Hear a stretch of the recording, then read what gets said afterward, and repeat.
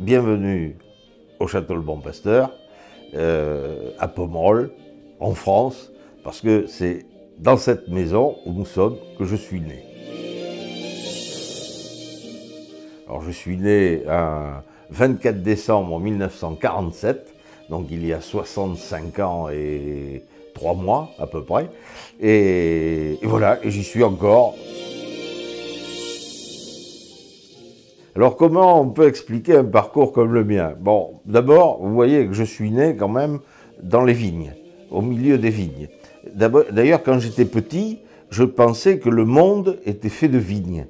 Je n'imaginais pas qu'il puisse y avoir autre chose. Parce que quand j'étais enfant, c'est-à-dire à la fin des années 40, début des années 50, c'était après la Deuxième Guerre, vous savez, les propriétés ne roulaient pas sur l'or, donc on voyageait pas tellement.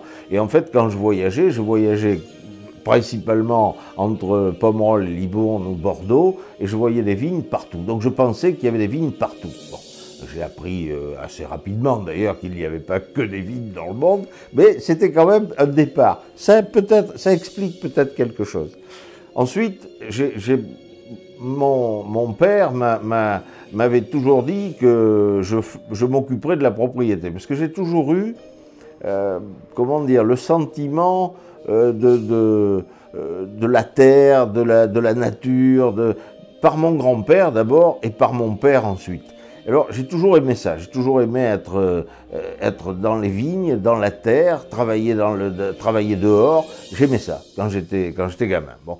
Donc mon père m'a toujours dit tu t'occuperas de la propriété. Bon.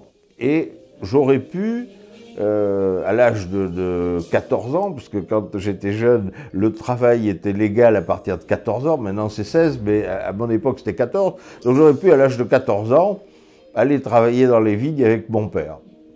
Bon, il a eu la bonté ou la gentillesse de ne pas me le demander, et il me disait toujours, mais continue tes études. Bon, alors j'ai pas fait de grandes études, mais j'ai fait des études normales, je suis allé au lycée, puis après, il me disait toujours, continue. Donc j'ai fait une école de viticulture et d'œnologie, qui est la Tour Blanche, ici à Bordeaux, et qui est à Sauternes, et puis, parce que j'attendais toujours qu'il me demande. Puis comme à la fin de la Tour Blanche, il m'a dit aussi continue, j'ai fait le diplôme national d'œnologue. Donc c'était en 1970, par là j'ai terminé. Et donc je suis devenu œnologue. Bon. Et je me suis jamais, jusque-là, occupé de la propriété. C'était mon père qui s'en occupait.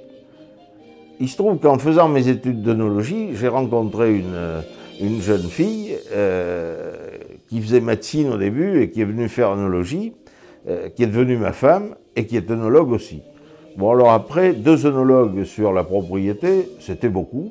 Donc on a décidé d'avoir une activité, on va dire, parallèle.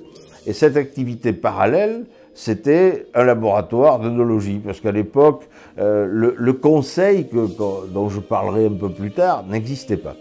Donc, on a repris un laboratoire d'œnologie où on s'est associé avec quelqu'un qui avait un laboratoire. Donc, on s'est mis à faire des analyses et à parler de vin.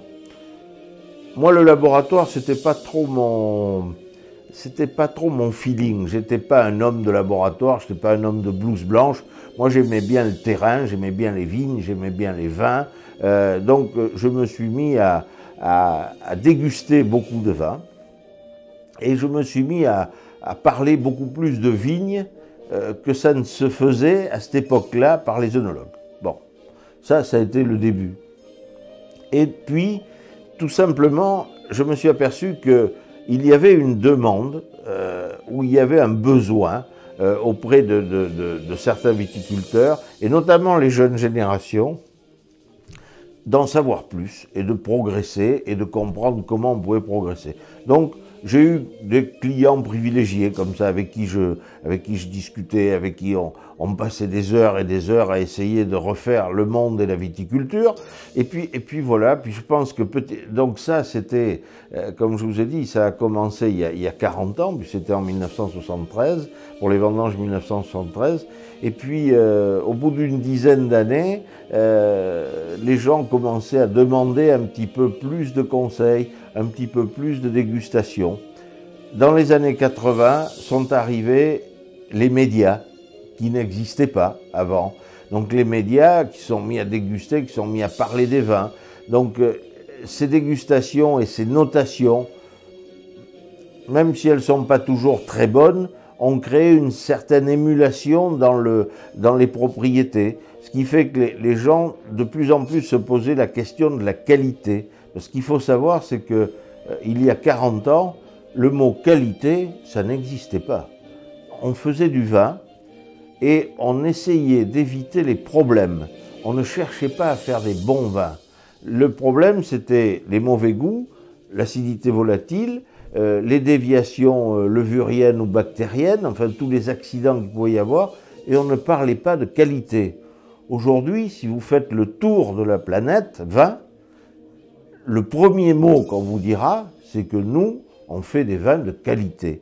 Bon, parce que c'est devenu courant. C'est comme quand les gens vous parlent de vignobles, ils vous diront on ramasse des raisins mûrs. Il y a 40 ans, personne ne savait ce qu'était un raisin mûr, parce qu'on n'en parlait pas. Bon, donc tout ça, je suis né avec.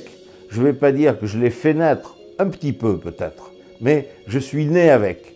Et donc, ça a été tout mon parcours. Alors de là, il y a eu une évolution qui était totalement imprévisible. C'est, j'avais un laboratoire à l'époque à Libourne. Bon, maintenant il est à Pomerol, mon laboratoire. Mais j'avais un laboratoire à Libourne et il y a des gens qui sont venus me voir. Les États-Unis, l'Amérique du Sud. Bon, et j'ai donc commencé à développer un métier nouveau qui s'appelle le consulting. Et on m'a donné, parce que le mot a été créé, je pense pour moi, je suis sûr même, Flying Winemaker, parce que je partais de chez moi et j'allais dans différents pays faire du vin. Alors ça s'est traduit, alors en chiffres, on peut trouver des chiffres, ça s'est traduit d'abord par 20 pays dans lesquels j'ai fait du conseil. Bon, il en reste 14 hein, quand même, parce qu'il y en a où je vais plus. Je suis allé au Maroc, par exemple, j'y vais plus. Quel pays où je suis allé? Le Portugal. J'ai fait longtemps du conseil au Portugal, je n'y vais plus. Bon, alors, mais puis il y a d'autres pays qui arrivent, donc il y a encore 14 pays. Ça donne certainement un peu plus de 200 propriétés conseillées à travers le monde. C'est 8 collaborateurs, œnologues tous, qui travaillent ici et qui voyagent à travers le monde. On doit être aujourd'hui tous réunis à peu près derrière 650 étiquettes différentes de vins. Voilà, donc c'est beaucoup de chiffres, c'est beaucoup de choses, hein, et c'est c'est certainement le plus gros cabinet d'œnologie au monde.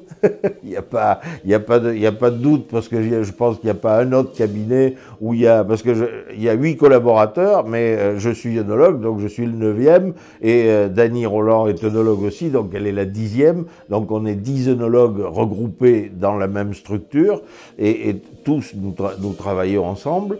Voilà, donc ça donne un laboratoire d'analyse qui est peut-être un des plus importants.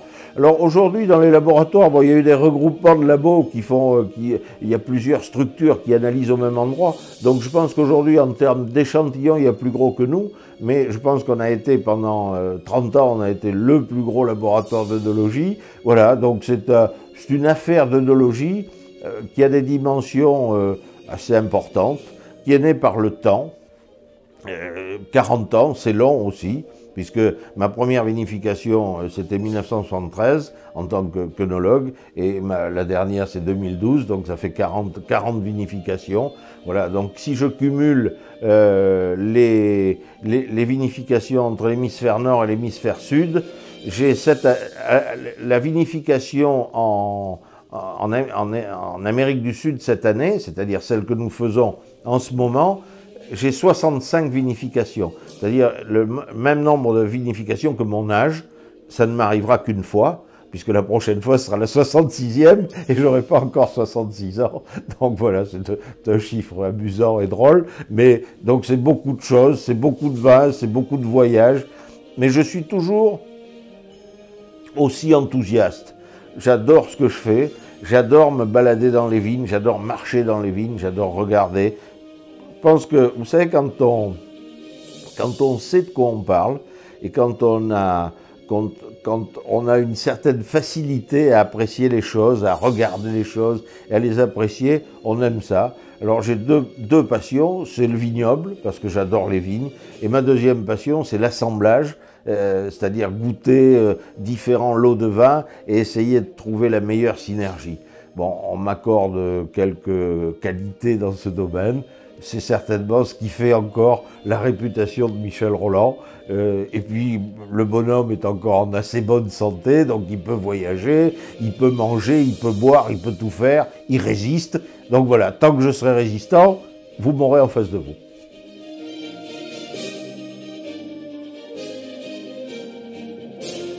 Ah oui, ça fait gros là, oui. Mais 40 ans, hein.